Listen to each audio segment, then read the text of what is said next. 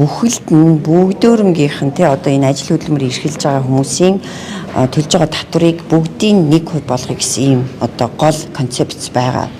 За энэ дээр жишээ хэлэх юм бол одоо хувь хүний орлогын албан татварын орлого гэдэг улсын төсвөд бүрдэж чинь тий энэний 82 орчмыг нь 1 сая орчим иргэдийн цалингийн орлогоос бүрдүүлж байгаа юм. Тэгэхээр хамаг одоо энэ хувь хүний орлогын албан татварын ачаал хэн дээр ногж ийн гэвэл цалин авдаг тогтвортой одоо ажил хийдэг тогтмол цалин авдаг хүмүүст одоо энэ ачаал үүрж ийн гэсэн үг тий.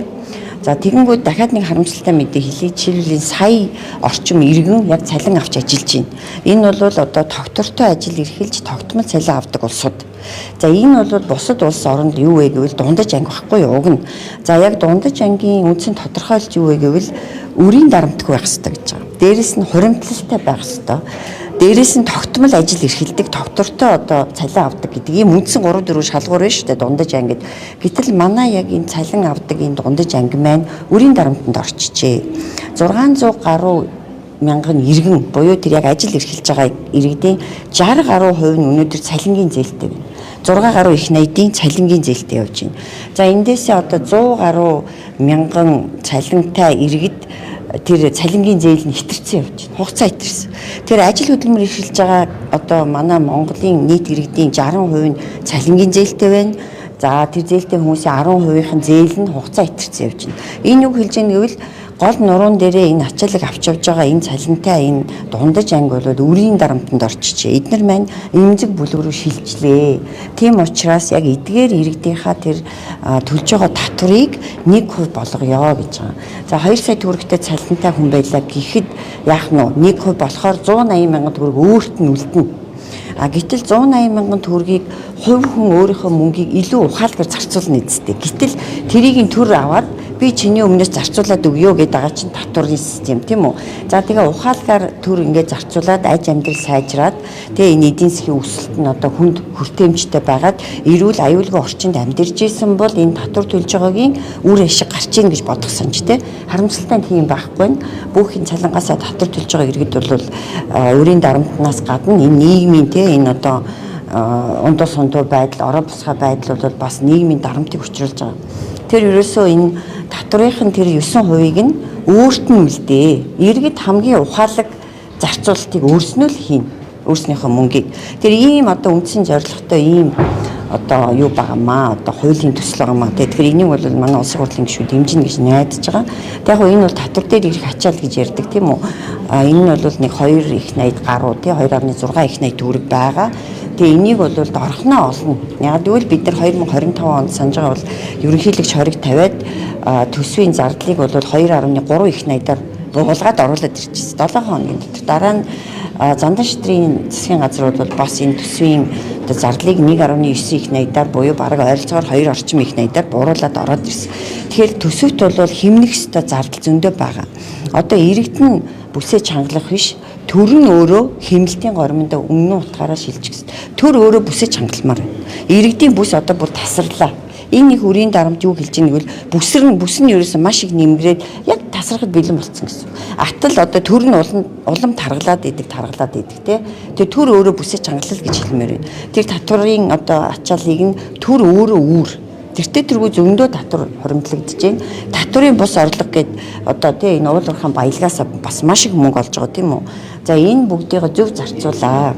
За тэр төрийн өмчит компаниудаас бол бас маш их орлого олж байгаа.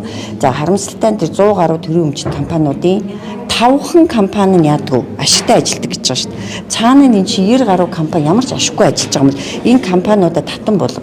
Тэгсэн мөртлөө энэ төрийн өмчит компаниудын зардал хийдгээж бас 30 гаруй их найд тахгүй юу.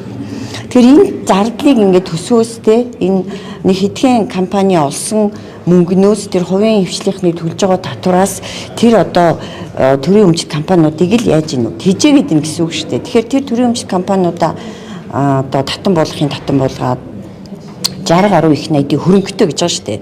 Тэр хөрөнгнөөс нь 2 их найдын хөрөнгийг нь зар тийм үү. Тэгэхэд л энэ тэр зөрүүгээд байгаа мөнгө нь гараад ирнэ. За 55 тэрбумаар өрөө төрөсөлдөг гэж байгаа. Төрийн өмчит компаниуд чи бүр тансаглаж дэмжиж байгаа байхгүй. Тэгэхээр энэ төрийн өмчит компаниуд тансаглаа зогсоо. Энэ одоо данхар бүтцээ багасга. За энэ одоо той тоомшгүй дарга ангиа цөөл жишээлбэл нэг одоо төрийн өмчт үйлдвэрийн газар дээр 4 ширхэг дэд дарга байна гэж байна шүү дээ.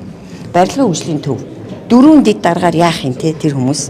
Тэгэхээр миний нөгөө хэлээд байдаг дарга ангиа цөөлөө гэх юм бол энэ одоо татвар төлж байгаа иргэдийн нуруунд дээр байгаа ачааллыг хөнгөлөх зорилгоор хийгдэж байгаа бидний энэ 1% одоо албан татвартай болох энэ хууль бол хэрэгжихэд бол асуудал байхгүй.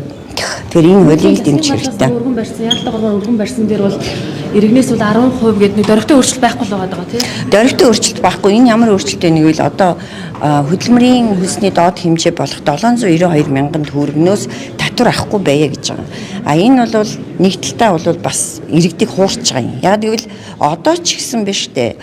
6 сая хүртэлх жилийн цалинтай хүмүүсээс 240 мянган төгрөгийн хөнгөлөлт олгодог байхгүй юу? Өөрөөр хэлбэл сар болгон 20 мянган төгрөгийн одоо хөнгөлтийг бол тэртээ тэргүй олгодیں۔ Тэгэхээр тэр жилийн 6 сая төгрөг гэдгийг нэг 9 сая гаруй төгрөг л болгож байгаа. Өөрөөр хэлбэл тэр хөнгөлөлтөд хамрагдах мөнгөний дүн нь яах нь вэ? Жилийн 3 сая төгрөгөөр л нэмэгдэж байгаа гэсэн үг. Энэ бол тийм дөрвтэй өөрчлөлт биш ээ. Энэ бол одоо татварын ачааллаас хөнгөлөх биш. Одоо зөвхөн тэр хөдөлмөрийн доод хөлсний хэмжээгээр татвар хөнгөлнө гэдэг бол бараг л халамжийн бодлого. Тэ? Ийм бага орлоготой иргэдийг л одоо бага чатгаа бууруулж байгаа болохоос биш яг нөгөө дундаж анги тийм үү 2 сая төгрөгийн цалинтай тэр дундаж анги чинь ерөөсөй байхгүй болоод эмзэг бүлэг рүү орох гээд байна. Тэр анги чинь ядуусын игнэр рүү шилжээд байна. За ядуусын игнэр нь бол яах нь нэн ядуу игнэр рүү шилжээд байна гэдэг ийм л одоо асуудал байгаа. Учраас тэр одоо иргэнд өөрт нь тэр нэг 2 сая төгрөгийн цалин байлаа гэхэд одоо 1% татврын төлөх буюу 20-ын өглөө 180 мянган төгрөг үлдлээ. Тэрүүгээрээ өөрөө нэг шуудаа гурил уут будааг аавгээ. Тэр нь илүү зөв зарцуулалт болно. Төр дүүж зарцуулж ирсэнээс. Гэсэн ийм л концепцтэй байгаа. Тэгэхээр энийг одоо улсын хурлын гишүүд дэмжих хэрэгтэй. Энэ бол маш том дөрвтэй өөрчлөлт болно. Энэ бол нэг ийм хувь хэмжээ өөрчилж байгаа гэхээс илүү төсвийн реформ, төрийн реформ руу шахаж байгаа ийм том бас одоо давхар ийм том ажил байгаа байхгүй. Тэгэхээр энэ дээрээс үндэслэж одоо төр яах ёстой вэ гэвэл энэ данхар бүтцээ цомгдох ёстой. Давхар оронтойгоо хасах ёстой. За энэ төрийн өмчт компаниуд болох маш их хэмжээний их найт төгрөгөөр нь идээ тансаглаад офис үнэтэй түрээслээ сууж идэг энэ бүтцээсээ салах ёстой буюу маш том төрийн реформ хийх юм бол энэ 2 байтугай их найдын одоо хөнгөлөлт чөлөөлтийг бид нар иргэддээ олох бүрэн боломжтой байна.